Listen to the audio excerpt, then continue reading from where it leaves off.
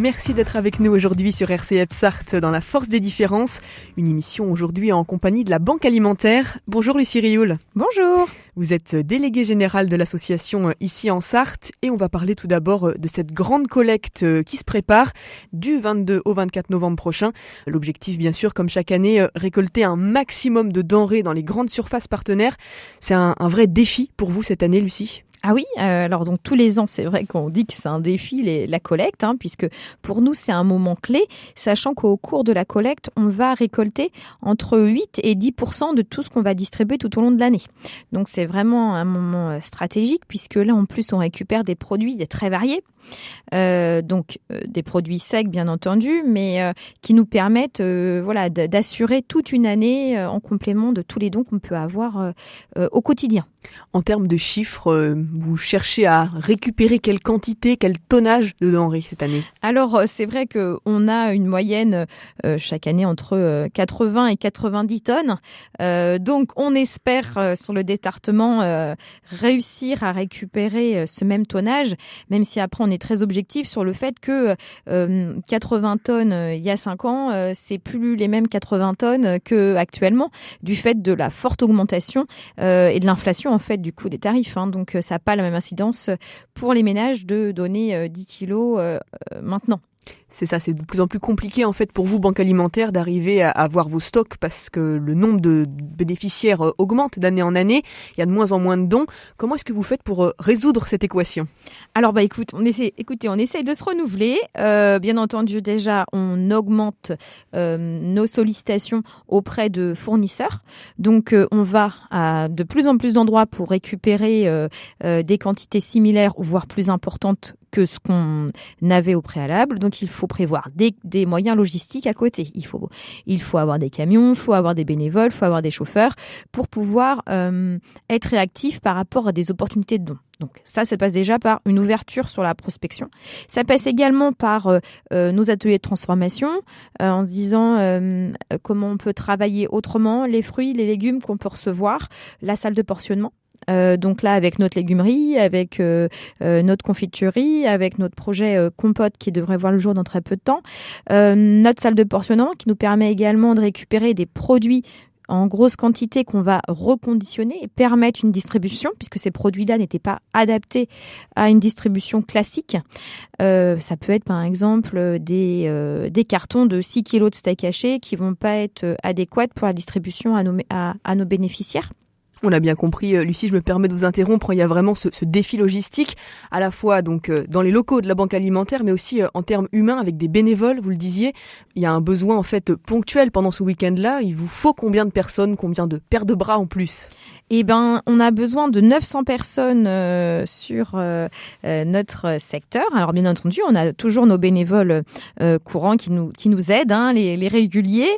Mais sur ces week-ends-là, comme les magasins sont ouverts de 8h à 20h, il faut effectivement des personnes en magasin pour aussi bien accueillir les clients que de récupérer également les denrées qu'on va nous confier. Des produits qu'on pouvait avoir en grosse quantité puisque par habitude les gens ont l'habitude de donner des pâtes, même là ce qu'on a pu récupérer en pâtes, on n'en a pas eu assez, j'étais contrainte d'en acheter. Donc on a besoin de tout, des produits secs qui nous permettent de tenir une bonne partie de l'année. Donc ça va être aussi bien des conserves, des pâtes, du riz, de la semoule, du lait, des jus de fruits, tout ce qui va être pour comme quand vous faites vos courses, des choses qu'on achète au quotidien. Mais on va éviter quand même tout ce qui est produits frais, yaourt, crèmerie, j'imagine. Alors tout ce qui est produits frais, ça on ne propose pas puisque là sur ces week-ends-là, on est quand même présent sur de nombreux magasins. On ne prend que du sec. Que du sec, ou alors aussi tout ce qui est produits d'hygiène. Ça aussi, c'est un créneau sur lequel les gens s'attendent pas forcément, mais il y a vraiment ce besoin là aussi pour tout ce qui est produits d'hygiène féminin, couches pour bébé aussi. Oui, tout ça, tous ces produits-là, hygiène effectivement, c'est important aussi. Après, quand les gens viennent vers nous, nous disant qu'est-ce que vous avez le plus besoin, sincèrement, auparavant, on pouvait pouvoir orienter. Maintenant, en fait, c'est pas opportun, on a besoin de tout. Donc après, que chacun donne par rapport à ce qu'il souhaite faire, par rapport à son budget, par rapport à ses envies aussi. Après, si les gens préfèrent donner plutôt des denrées alimentaires que de l'hygiène et d'entretien, on peut tout à fait l'entendre. Donc après, chacun donne ce qu'il souhaite donner par rapport à son budget. De toute manière, tous les dons seront les bienvenus. Tous les dons seront les bienvenus. Après, sur la question de l'équilibre alimentaire, ça c'est vraiment un domaine sur lequel vous insistez régulièrement, Lucie, quand vous venez ici au micro. C'est bien de donner des pâtes, c'est bien de donner des conserves.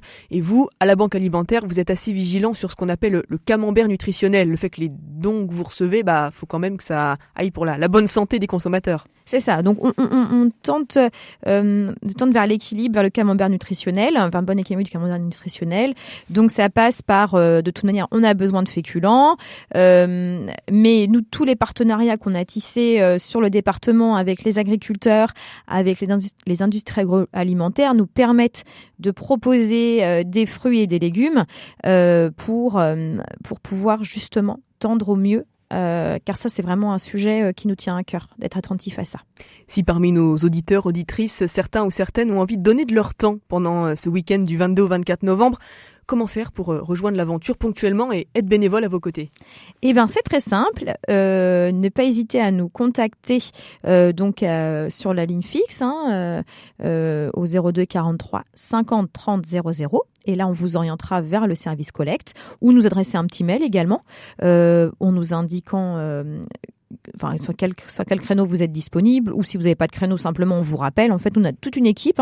On a 5 personnes qui sont dédiées pour l'organisation de la collecte tout au long de l'année, avec cette période-là, bien entendu, qui est une période phare pour eux, où là, ils sont vraiment sur les starting blocks. Donc, ils sont là, ils sont prêts à vous accueillir et à s'adapter. On fait attention à votre lieu à votre domicile, en fait, en disant un magasin qui soit plutôt à proximité, dans les horaires qui vous conviennent, même si après il y a des créneaux qui sont moins sollicités, mais on a toujours des créneaux, et sur le nombre de magasins, on trouve toujours quelque chose qui convienne à chacun. Est-ce que ce qui est important de rappeler, c'est que c'est un week-end de collecte sur l'ensemble évidemment du territoire français, sur l'ensemble du territoire sarthois. C'est combien de magasins, grande surface à peu près? Alors, c'est une 50aine de magasins, tout le département, avec des collectes donc du vendredi au samedi, avec des collectes classiques de denrées, mais également des arrondis en caisse ou des propositions des enseignes qui font aussi des opérations très intéressantes pour nous, en disant si le consommateur achète un pack de lait par exemple, le magasin va offrir un pack. Donc ça, c'est des opérations qui fonctionnent bien et qui sont intéressantes pour nous qui souhaitons rentrer du volume, parce que comme là vous l'indiquiez, c'est vrai que le nombre de bénéficiaires a très fortement augmenté sur le territoire français, mais également sur notre secteur à nous, notre département. Donc oui, on cherche du volume et des produits qu'on appelle classiques de notre panier courant. Et le lait, la farine, le sucre, c'est vraiment des produits dont on a vraiment besoin et que tous les foyers ont besoin. Ça, c'est au niveau des partenariats qui existent, au niveau des collectes pour les grands magasins, les grandes et moyennes surfaces.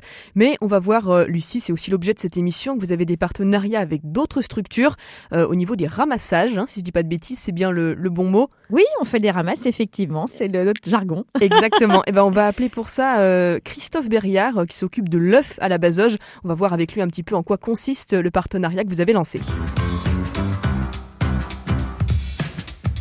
Bonjour Christophe Berriard. Bonjour, enchanté. Vous êtes directeur du centre d'emballage d'œufs de la Bazoge, qui dépend du groupe LDC. Vous êtes l'un des partenaires de la Banque Alimentaire de la Sarthe. Ce partenariat, concrètement, il consiste en quoi? D'abord, il est historique parce que ça fait plusieurs années que nous sommes partenaires des banques alimentaires.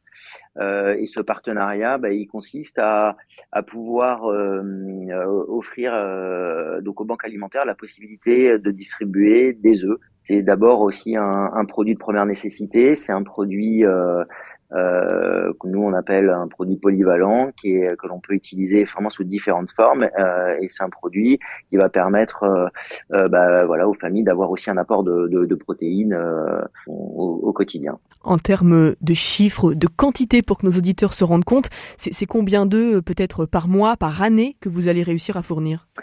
Alors, d'abord, les chiffres, c'est vrai que ça peut être vertigineux parce que ici, sur le centre de la Bazoge, nous calibrons à peu près tous les ans plus d'1 milliard d'œufs.